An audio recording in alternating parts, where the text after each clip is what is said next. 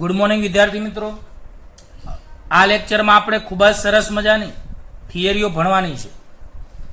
પ્રશ્ન number 12, radio active. તો radio active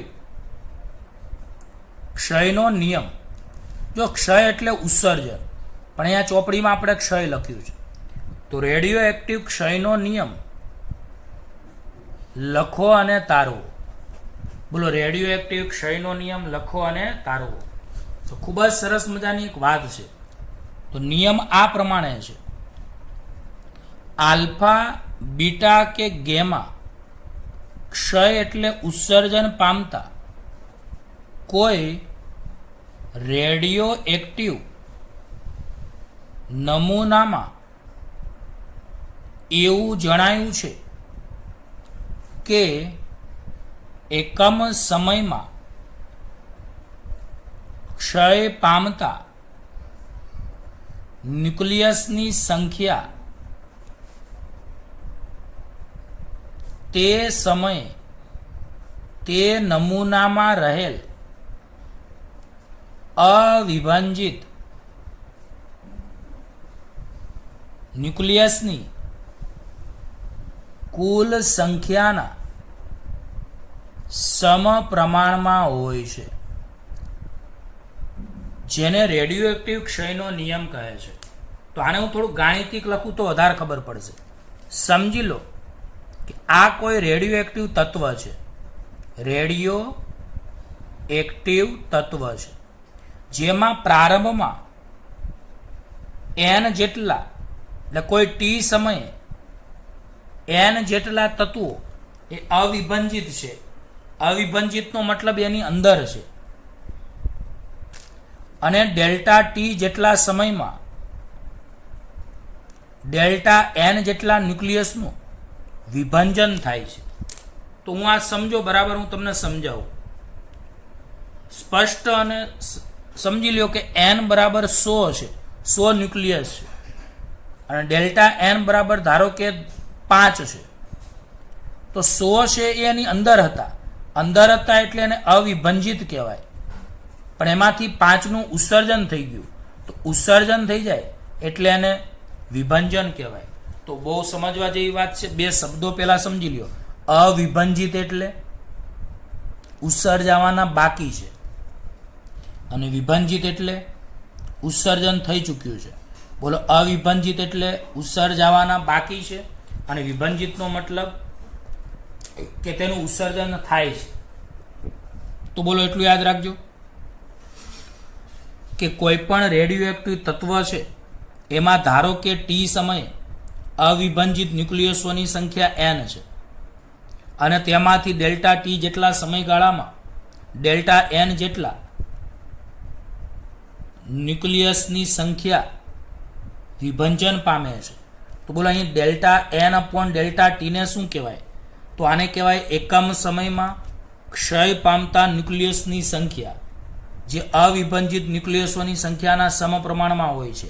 આ નિયમને રેડિયો એક્ટિવ ક્ષયનો નિયમ કહે છે. તો હવે હું આખો નિયમ બોલું છું કે આલ્ફા, બીટા, ગેમા ક્ષય પામતા કોઈ રેડિયો એક્ટિવ નમૂનામાં એવું જણાયું છે કે એકમ સમયમાં ક્ષય પામતા ન્યુક્લિયસની સંખ્યા એટલે delta n upon delta t એ તે સમયે તે નમૂનામાં રહેલા અવિભાજિત ન્યુક્લિયસોની કુલ સંખ્યા n ના સમપ્રમાણમાં હોય છે, જેને રેડિયો એક્ટિવ ક્ષયનો નિયમ કહે છે.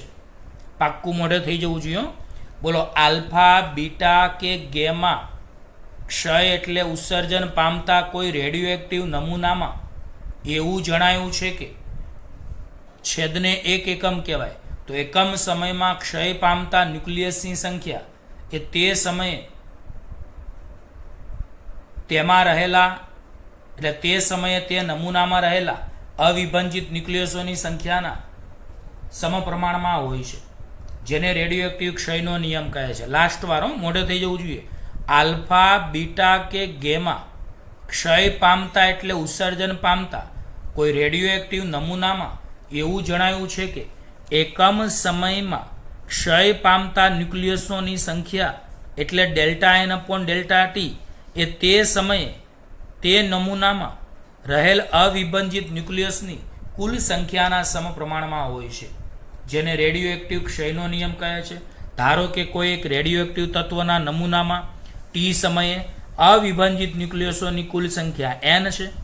ધારો કે કોઈ એક રેડિયો એક્ટિવ નમૂનામાં ટી સમયે કુલ અવિભાજિત ન્યુક્લિયસોની સંખ્યા એન છે અને તેમાંથી ડેલ્ટા ટી જેટલા સમયમાં ડેલ્ટા એન જેટલા ન્યુક્લિયસોનું વિભાજન થાય છે.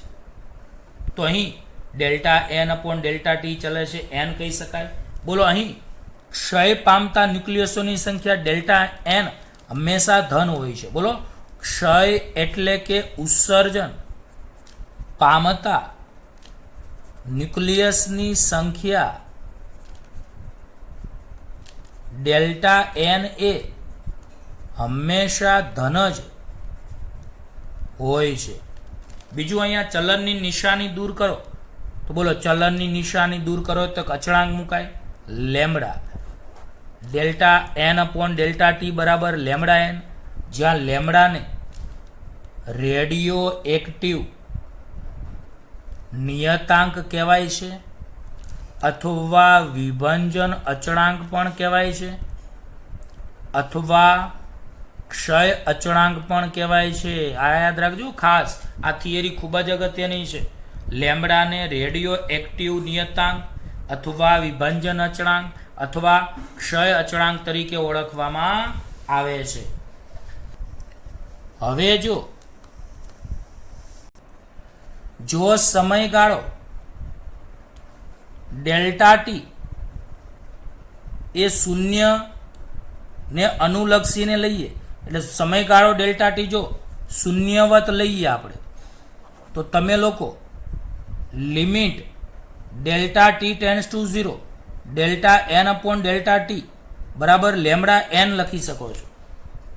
હું અહીંયા આગળ માઇનસ મૂકું છું. કેમ ઋણ નિશાની મૂકું છું એ પણ હું તમને જણાવું છું. બોલો, આ લિમિટ કાઢો તો ડેલ્ટાનું ડી થઈ જાય, એટલે ડીએન અપોન ડીટી બરાબર માઇનસ લેમ્બડા એન. આ દાખલા માટે બહુ જ અગત્યનું સૂત્ર છે, એટલે યાદ રાખજો. જ્યાં ડીએન એ એનમાં ફેરફાર છે, જે ધન અથવા ઋણ હોઈ શકે છે, જે ધન અથવા ઋણ હોઈ શકે છે. બીજી અહીંયા ઋણ નિશાની શું દર્શાવ્યું છે કે જેમ જેમ સમય પસાર થાય તેમ તેમ બચેલા ન્યુક્લિયસોની સંખ્યા ઘટે છે. એટલે આ ઋણ નિશાની એ ન્યુક્લિયસની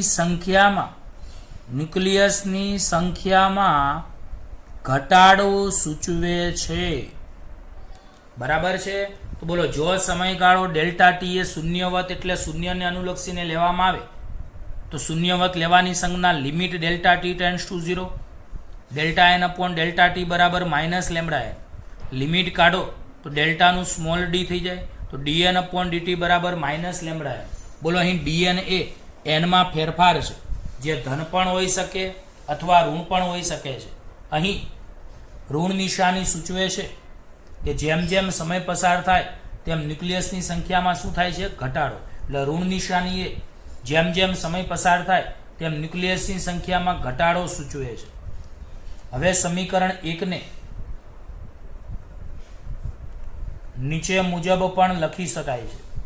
સમજી લો, હું આ સમીકરણમાં n ને નીચે લાવું અને dt ને પહેલી બાજુ લઈ જાઉં તો બોલો dn upon n is equal to minus lambda dt લખાય.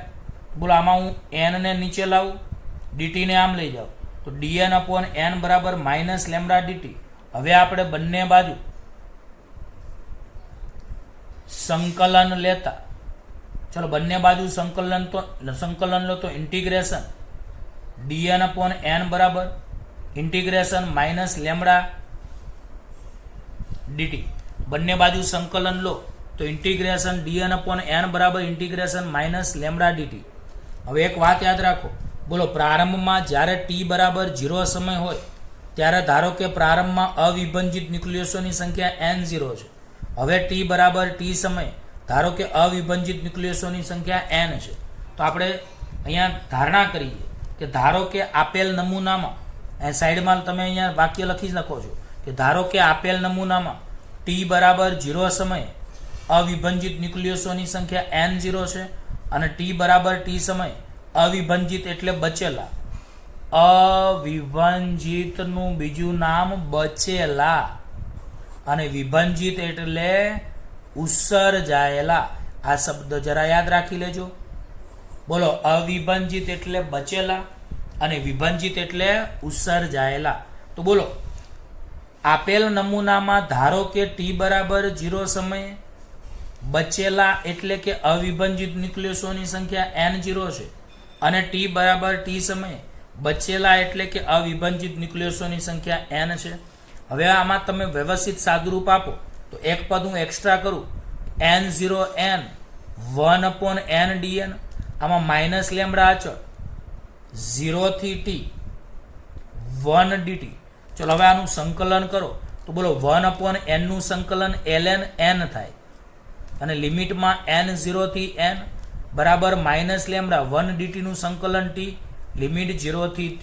તો બોલો 1/n નું સંકલન 1/n નું સંકલન ln n 1/n નું સંકલન ln n લિમિટ n0 થી n બરાબર માઇનસ લેમ્બડા 1 dt નું સંકલન t લિમિટ 0 થી t. હવે ચલો ઉપરની લિમિટ માઇનસ નીચેની લિમિટ, તો ln n minus ln n0 બરાબર માઇનસ લેમ્બડા, ઉપરની લિમિટ માઇનસ નીચેની એટલે t માઇનસ 0.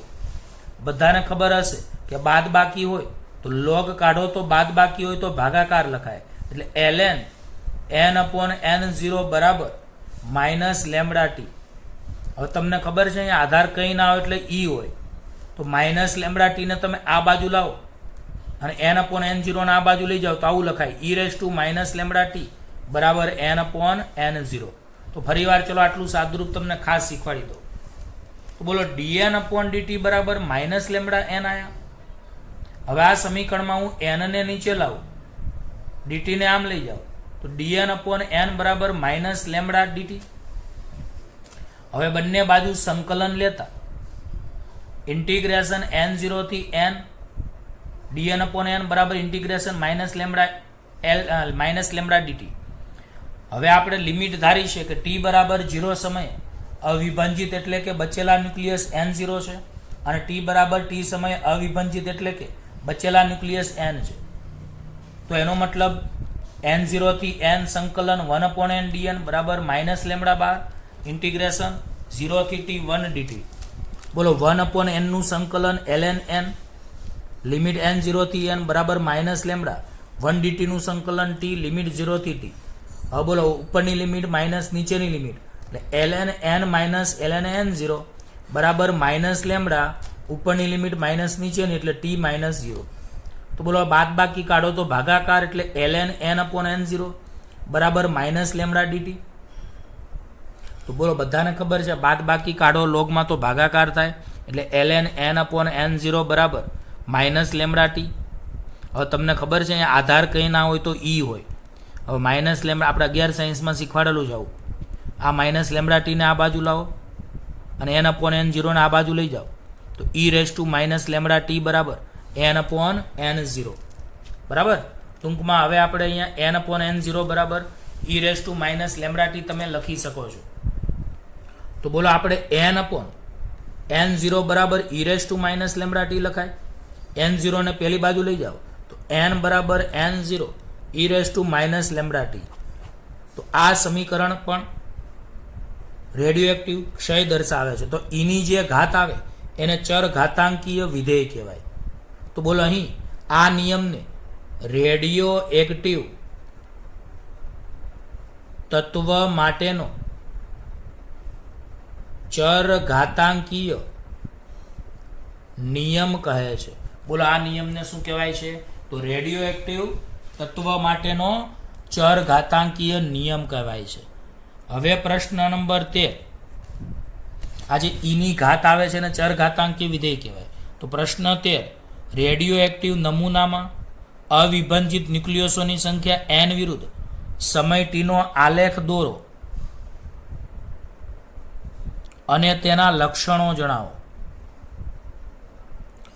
તો તો બોલો રેડિયો એક્ટિવ નમૂનામાં અવિભંજિત ન્યુક્લિયસોની સંખ્યા n વિરુદ્ધ સમય ટીનો આલેખ દોરો અને તેના લક્ષણો જણાવો. તો પ્રિય વિદ્યાર્થીઓ, આપણે n બરાબર n0 e−λt સૂત્ર તાર્યું. આ સૂત્ર અનુસાર તમે આવી રીતનો એક આલેખ દોરી શકો છો. આ કેમેસ્ટ્રીમાં પણ તમારે આ થિયરી બેઠે બેઠી આવશે એટલે કામ લાગશે, તો ધ્યાન રાખજો બરાબર. કેમેસ્ટ્રીમાં આ સવાલ બેઠો આવશે. બોલો આમાં n વિરુદ્ધ ટીનો આલેખ. n ને કહેવાય અવિભંજિત ન્યુક્લિયસની સંખ્યા. બોલો n ને કહેવાય અવિભંજિત ન્યુક્લિયસોની સંખ્યા n, ટીને કહેવાય સમય. તો બોલો આકૃતિમાં કોઈ રેડિયો એક્ટિવ તત્વ માટે અવિભંજિત ન્યુક્લિયસોની સંખ્યા n વિરુદ્ધ સમય ટીનો આલેખ દર્શાવેલો છે અને આ આલેખમાં આવી રીતની કંઈક સ્થિતિ આવશે. હવે તમે એવું સમજી શકો છો કે પ્રારંભમાં t બરાબર 0 સમય છે ત્યારે પ્રારંભમાં સંખ્યા અવિભંજિત ન્યુક્લિયસોની n0 છે. પછી t બરાબર t1/2 અને અર્ધ આયુ કહેવાય, અર્ધ આયુ, ત્યારે પરમાણુની સંખ્યા અડધી થાય. પાછા ટીમાં t/2 ઉમેરો એટલે 2t1/2, તો આ સંખ્યા પાછી n0/2 ની અડધી એટલે n0/4. પાછા ટીમાં 2t1/2 માં પાછા t1/2 ઉમેરો તો 3t1/2 થાય. તો ત્યારે પાછા આનાથી અડધા તો n0/4 એટલે n0/8. પાછા ટીમાં 3t1/2 માં t1/2 ઉમેરો તો t બરાબર 4t1/2, ત્યારે પાછા આના અડધા એટલે આવી રીતે થાય. તો બોલો એટલું યાદ રાખો, રેડિયો એક્ટિવ તત્વોના ન્યુક્લિયસોની સંખ્યા દર t1/2 સમયે, આને અર્ધ આયુ કહેવાય, દર t1/2 સમયે આ તત્વોના પરમાણુની સંખ્યા એ અડધી અડધી થાય છે દર સમયે એમ. તો પહેલા પ્રારંભમાં t બરાબર 0 સમયે અવિભંજિત ન્યુક્લિયસોની સંખ્યા n0 હતી. તો આપણે અર્ધ આયુવાળી થિયરી આની પછીના લેક્ચરમાં આપણે ભણીશું કે t1/2 સમયે પહેલા જે ન્યુક્લિયસોની સંખ્યા હોય એમાંથી અડધી ઉસર્જાય અને અડધી બાકી રહે. એટલે t બરાબર t1/2 સમયે n0/2, પાછા t1/2 ઉમેરો એટલે t બરાબર 2t1/2 ત્યારે n0/4. પાછા t1/2 ઉમેરો તો t બરાબર 3t1/2 માં n0/8. પાછા t1/2 ઉમેરો તો t બરાબર 4t1/2 એટલે n0/16. આવી રીતે સંખ્યા અડધી અડધી થઈ રાખે છે. તો બોલો હવે આપણે આલેખ પરથી મહત્વના જે નિષ્કર્ષો લખવાના છે એ નિષ્કર્ષોમાં પહેલો નિષ્કર્ષ કે રેડિયો એક્ટિવ નમૂનામાં અવિભંજિત ન્યુક્લિયસોની સંખ્યા n એ ચર ઘાતાંકીય રીતે ઘટે છે. બોલો રેડિયો એક્ટિવ નમૂનામાં અવિભંજિત ન્યુક્લિયસોની સંખ્યા n એ ચર ઘાતાંકીય રીતે ઘટે છે. ચર ઘાતાંકીય એટલે ની જે ઘાત છે એને ચર ઘાતાંકીય વિધેય કહેવાય. તો બોલો પહેલો લક્ષણ આલેખનો કે રેડિયો એક્ટિવ તત્વના નમૂનામાં અવિભંજિત ન્યુક્લિયસોની સંખ્યા n એ સમય સાથે ચર ઘાતાંકીય રીતે ઘટે છે. શરૂઆતમાં વિભંજન એટલે કે ક્ષય એટલે કે ઉત્સર્જન, શરૂઆતમાં ઉત્સર્જન ઝડપથી થાય છે.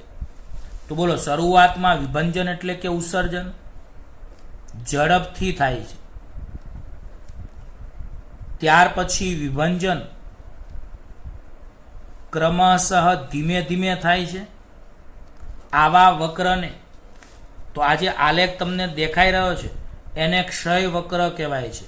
તો બોલો રેડિયો એક્ટિવ નમૂનામાં અવિભંજિત ન્યુક્લિયસોની સંખ્યા ચર ઘાતાંકીય વિધેય અનુસાર એટલે e−λt અનુસાર ઘટે છે. શરૂઆતમાં આ વિભંજન ઝડપી હોય છે.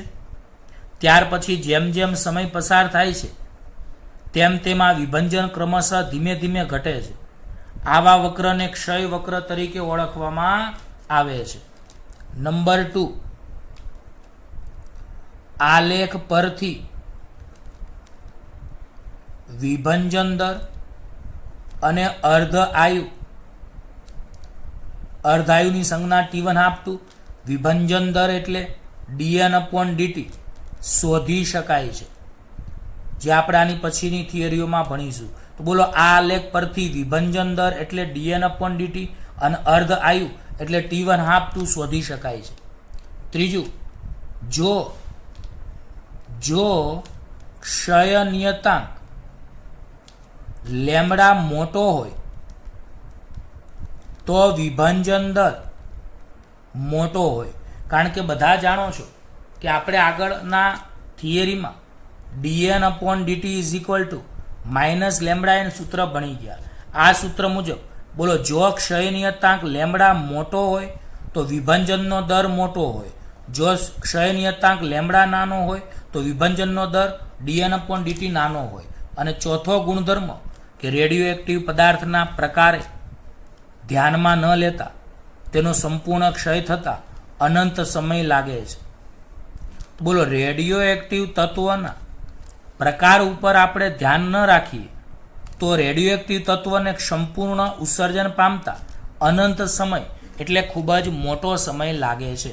જો રેડિયો એક્ટિવ તત્વના પદાર્થને રેડિયો એક્ટિવ પદાર્થના પ્રકારને ધ્યાનમાં ન લઈએ તો પ્રકારને ધ્યાનમાં ન લેતા તેને સંપૂર્ણ ક્ષય પામતા અનંત સમય લાગે છે. તો એકવાર આ 4 લક્ષણો ફરીવાર હું બોલી જાઉં છું, બરાબર ધ્યાન આપજો.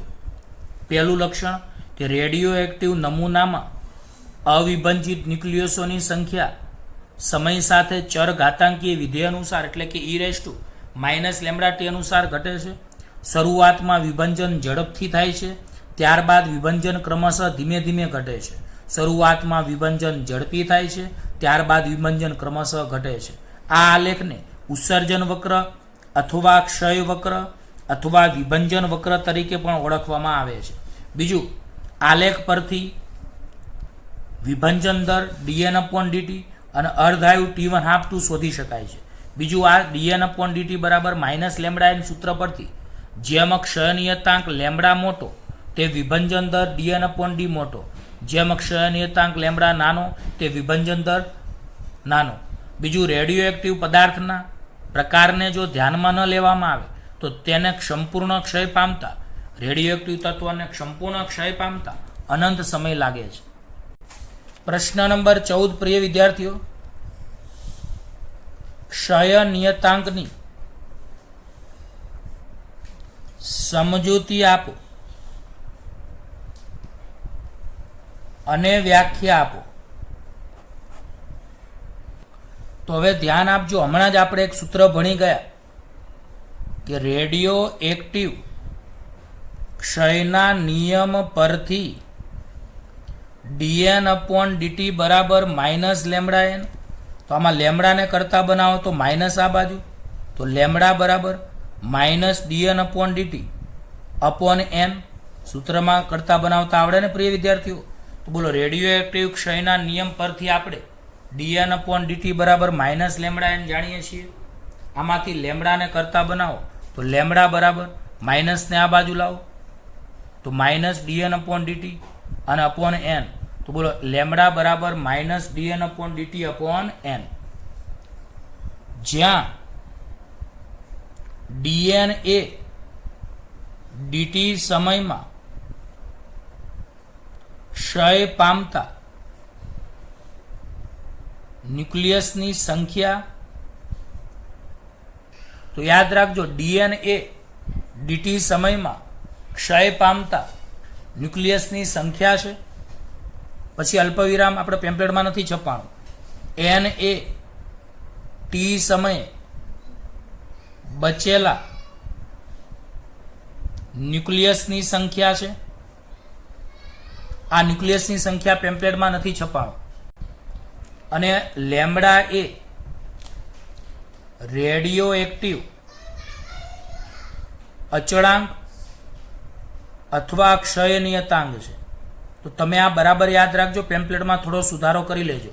તો બોલો, dn એ dt સમયમાં ક્ષય પામતા એટલે ઉત્સર્જન પામતા ન્યુક્લિયસોની સંખ્યા, n એ t સમયે બચેલા ન્યુક્લિયસની સંખ્યા, અને લેમડા એ રેડિયો એક્ટિવ અચળાંક અથવા ક્ષય નિયતાંક છે. અહીંયા ન્યુક્લિયસની સંખ્યા છપાણું નથી, તો ફરીવાર મોઢે કરજો. તો બોલો, dn એ dt સમયમાં ક્ષય પામતા એટલે ઉત્સર્જન પામતા ન્યુક્લિયસની સંખ્યા, n એ t સમયે બચેલા એટલે અવિભાજિત ન્યુક્લિયસોની સંખ્યા, અને લેમડા એ રેડિયો એક્ટિવ અચળાંક એટલે કે ક્ષય નિયતાંક છે. બોલો, ઉપરનું સમીકરણ આપણે જાણીએ જ છીએ કે લેમડા બરાબર આપણને કયું મળ્યું minus dn upon dt upon n. હવે આને ગુજરાતીમાં તમે વાંચો તો લેમડાની વ્યાખ્યા થઈ જાય. તો બોલો લેમડા એટલે ક્ષય નિયતાંક અથવા વિભંજન અચળાંક. તો બોલો આપેલી ક્ષણે રેડિયો એક્ટિવ નમૂનામાં તાત્ક્ષણિક વિભંજન દર અને તે સમયે અવિભંજિત ન્યુક્લિયસની સંખ્યાના ગુણોત્તરને ક્ષય નિયતાંક અથવા વિભંજન અચળાંક કહે છે. તો એક વ્યાખ્યા આ રીતે લખાય છે કે આપેલી ક્ષણે રેડિયો એક્ટિવ નમૂનામાં તાત્ક્ષણિક વિભંજન દર, આ ડી જે છે ને એટલે સમય, આપણે ખબર સમયગાળો સૂક્ષ્મ લીધો તો સમયગાળો સૂક્ષ્મ લીધો હોવાથી આને આપણે તાત્ક્ષણિક વિભંજન દર કહી શકીએ છીએ. સમયગાળો નાનો લીધો હોવાથી તમે આને તાત્ક્ષણિક વિભંજન દર કહી શકો છો.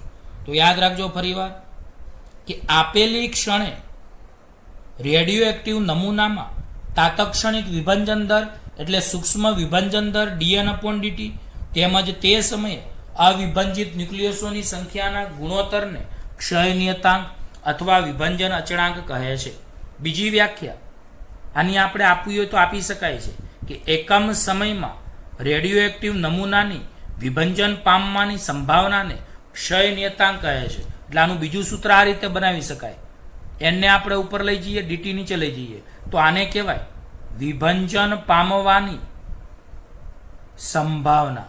તો બીજી વ્યાખ્યા આ રીતે છે કે એકમ સમયમાં રેડિયો એક્ટિવ નમૂનાની વિભંજન પામવાની ક્ષમતા dn અપોન n ને ક્ષય નિયતાંક અથવા રેડિયો એક્ટિવ નિયતાંક કહેવાય છે.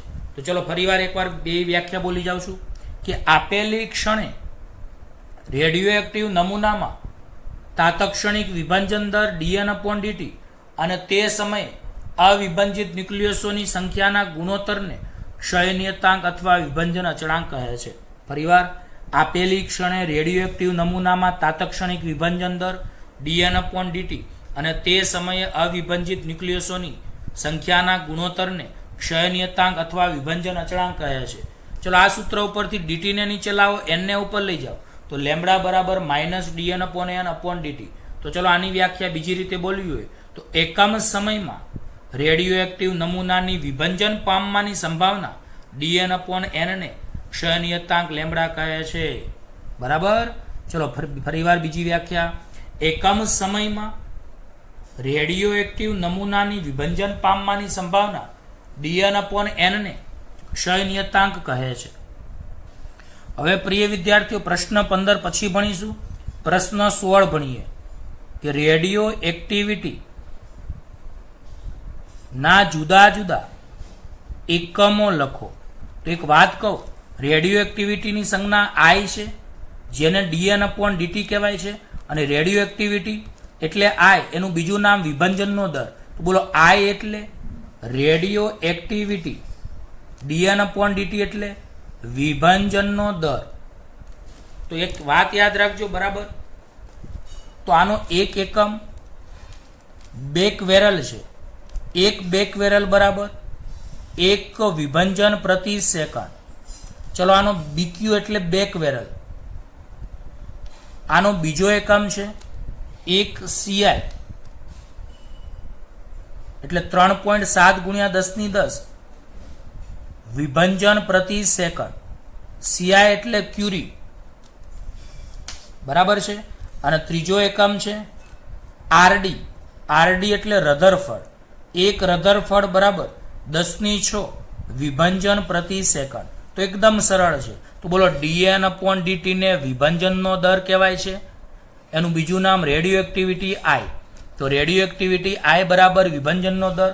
હવે આના 3 એકમો છે બેકવેરલ, ક્યુરી અને રધરફર્ડ. તો ચલો એક બેકવેરલ કોને કહેવાય? તો બોલો જે રેડિયો એક્ટિવ નમૂનામાં પ્રત્યેક સેકન્ડમાં એક જ ઉત્સર્જન એટલે એક જ વિભંજન થાય તો તેની એક્ટિવિટી એક બેકવેરલ છે તેમ કહેવાય. બોલો ફરીવાર, જે રેડિયો એક્ટિવ નમૂનામાં પ્રત્યેક સેકન્ડમાં એક જ વિભંજન એટલે એક જ ઉત્સર્જન થાય તો તે નમૂનાની રેડિયો એક્ટિવિટી એક બેકવેરલ છે તેમ કહેવાય. જે રેડિયો એક્ટિવ નમૂનામાં પ્રત્યેક સેકન્ડમાં 3.7 ગુણ્યા 10⁻10 વિભંજન થાય એટલે કે 3.7 ગુણ્યા 10⁻10 ઉત્સર્જન થાય તો એની રેડિયો એક્ટિવિટી 1 ક્યુરી છે તેમ કહેવાય. આ જ રીતે જે રેડિયો એક્ટિવ તત્વના નમૂનામાં પ્રત્યેક સેકન્ડમાં 10⁶ વિભંજન થાય તો તેની રેડિયો એક્ટિવિટી 1 રધરફર્ડ અથવા 1 આરડી કહેવાય. આવડે કે ના આવડે? તો બોલો ફરીવાર. જે રેડિયો એક્ટિવ નમૂનામાં પ્રત્યેક સેકન્ડમાં 1 વિભંજન થતું હોય તો તેની રેડિયો એક્ટિવિટી 1 બેકવેરલ છે તેમ કહેવાય.